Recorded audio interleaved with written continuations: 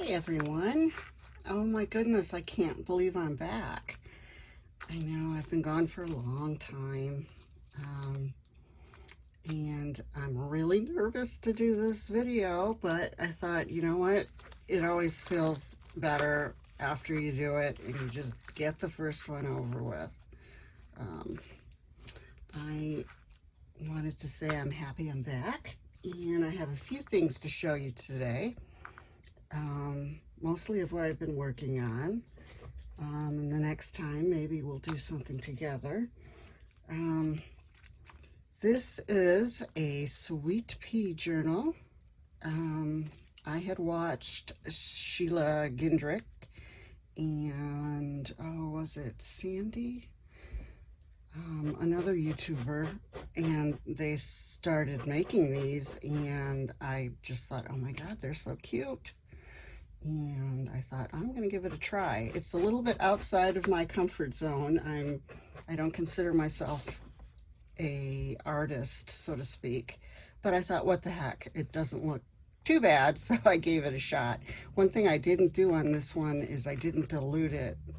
I waited for the gesso to dry, and then I put the paint on, which probably, I guess you don't do. You put it on right after you put the gesso on.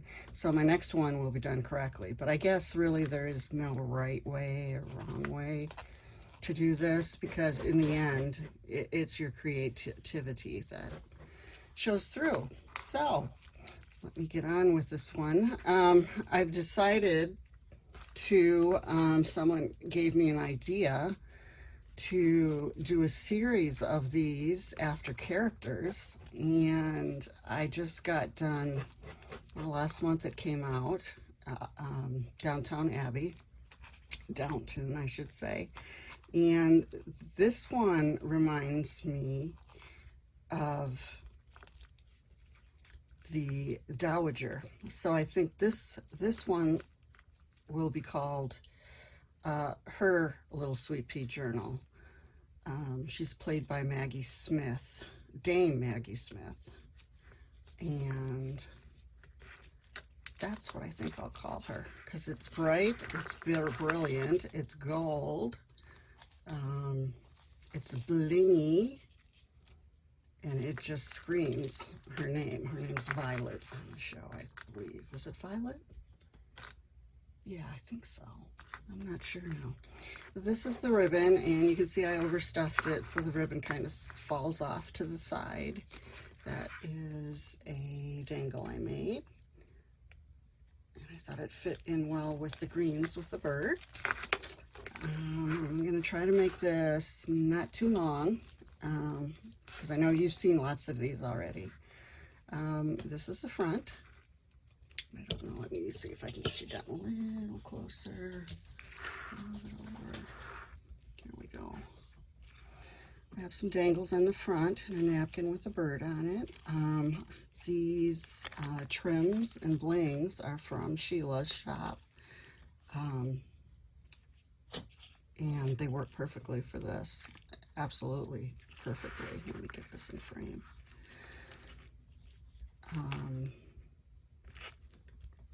So if you're needing trims, she's the one you should see. And I will try to link her shop under the description, as well as, is it Randy? I think it's Randy that did these also. So that if you were wanting any bling, she's your lady. I don't know if you can see it. There we go. These were, they're not time consuming, but there is some drying time in it. So if you're thinking that it's a fast job, you usually have, it takes about 2 days. You have to let the cards dry. These used to look like this, just a blank, thick index card. So you have to wait for it to dry. And then it has steps. You have stamping, you have embossing, you have decorating, and they all have to be done in the right order. And you see I put some bling here. I use gold rings. These are 1.5 inch rings. I had some 1-inch rings on this, but it wouldn't fit. So I have some more birds here. More bling.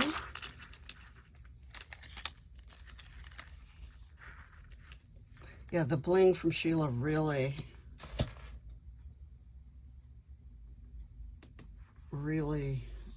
now what?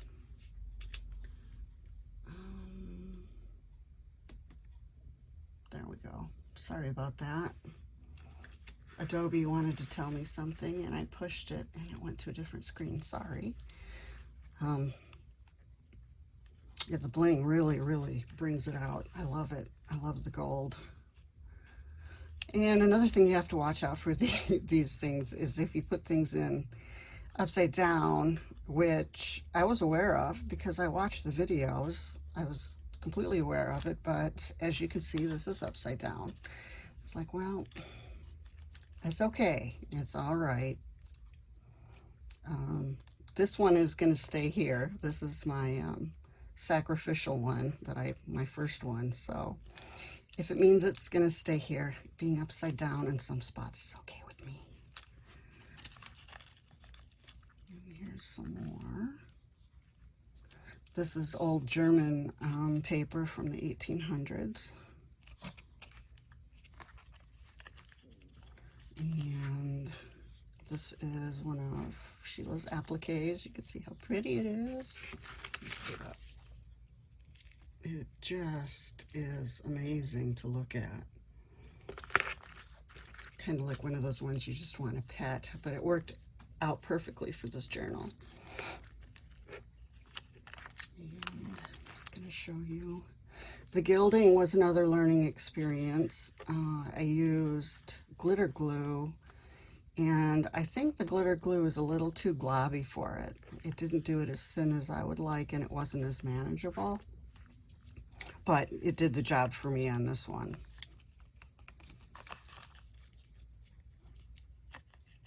You can see some of the napkins I put down.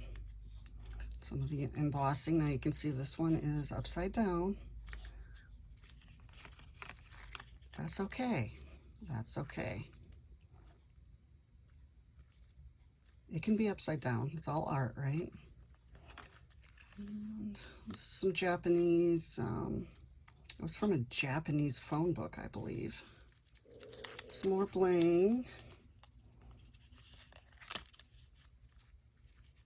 And this page, I took it out when I was redoing it. I have this little bookmark. You can see the bling bling, if it'll focus. And at the other end, I have a dangle. It's actually an earring that I took apart. And this is some of Sheila's beautiful ribbons. And I just used a crimper on the ends, and it lays there in the book like that. So cute. And she had a great idea. When she sells hers, she has paper that you can put in between, and you can put notes. That makes it more like a junk journal. So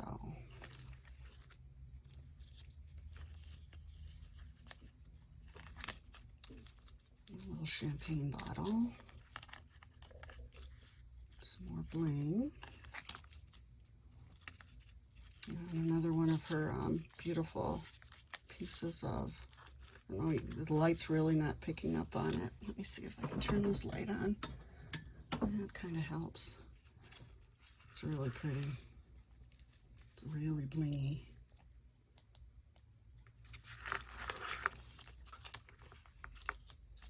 So yes, I'm definitely going to make another one. And this is Violet. I think the next one I do will be for Mary.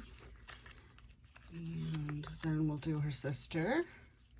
And who else could I do? I could probably do the lady in the kitchen. I can't remember her name. Mrs. Patmore. Yeah, she would be fun.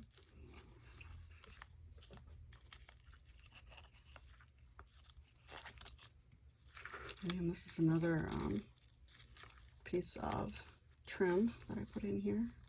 Totally blingy. And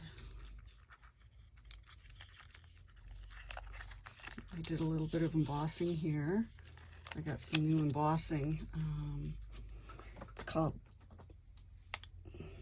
the world's best embossing powder, and I have to say it really is nice. It comes 5 in a pack, and it worked really nice. I have some more of these things I put down here for some bling on the bottom, and some more embossing there.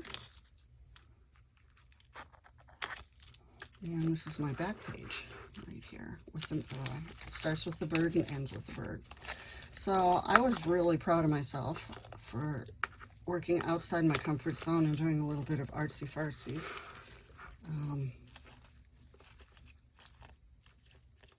And I look forward to doing my next book and having maybe a little set of them for Downton Abbey.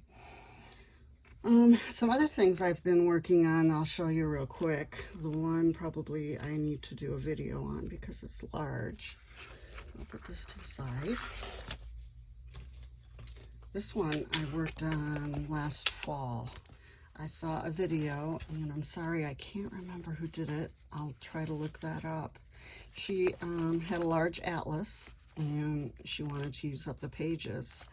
These covers, I believe, they are from someone too.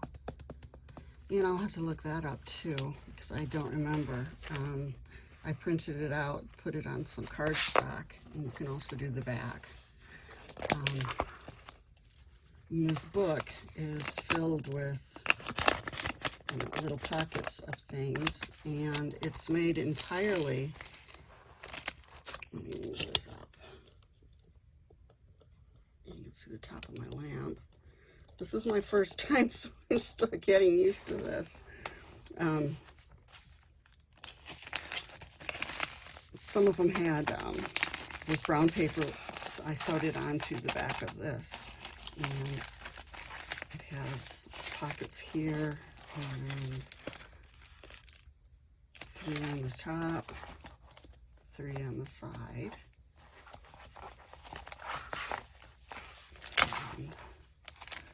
Most of the pockets have stuff in them. They were made for pockets. And this was a fun project, and it's a great way to use up those atlases that, you know, aren't too old, but you want something, you know, that you could do constructively with them. So that was fun. And, you know, putting lace on this and then getting your punch out and turning them into a tab. That was really neat, and I really need to find out who I did this. In the middle, I put some papers so that if someone wanted to journal, they could.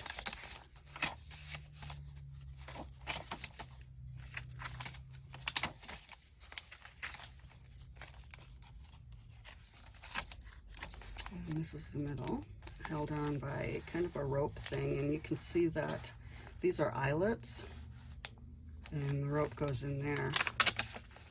That's how she had got it closed, so I tried it, and it was kind of neat how that worked. Here's another tab on the top. And we have something in this pocket. I think I put something in all the pockets. So it's big, a cute traveler's journal. You could put your goodies in all the pockets here. And if you wanted to, someone could cover this with paper, lined paper, for more journaling if one wanted to. So I got this done last fall, like I said. So I was pretty happy with it. And this is the one I worked on this spring. This is a chunk, a big chunk. I absolutely love it. It has a pen attached to it. I put here. I have not named this one yet, but I'm so happy the way it turned out. It's a chubby book. And we have the dangles on the side from broken jewelry and some dangles that I made. And then the back has some bling on it. Made some graphics that I had. This one should probably be a separate video so I can go through it properly. My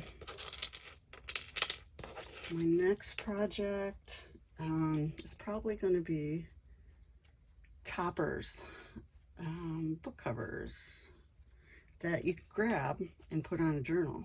Just, you have a whole bunch sitting there and you have a variety.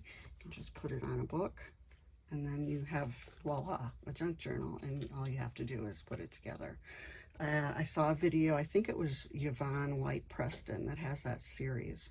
I'm gonna go back and watch that. Other than that, hope this isn't a complete disaster. After I get done with this, I have to upload it to the computer and then change the orientation to make sure it's correct. And then I got to change it into an MP3. And then I have to upload it to YouTube. And it's going to be like learning it all over again. I had to get some new software because what I was doing 2 years ago, some of the programs are no longer with us. So I had to research that. I have an iPhone and a Macintosh computer, so I had to see what was out there. I did also download a light video editing piece of software that I'm going to try to learn. I seem to have a mental block with that sort of thing, but I will try to give it a go and see if I can, do a title here, or as it is. This one is just going to be as it is. I don't have any plans on editing it, so it is what it is for this one anyways. So I hope you enjoyed that, and it's really great to be back. And I will see you in my next video. Bye.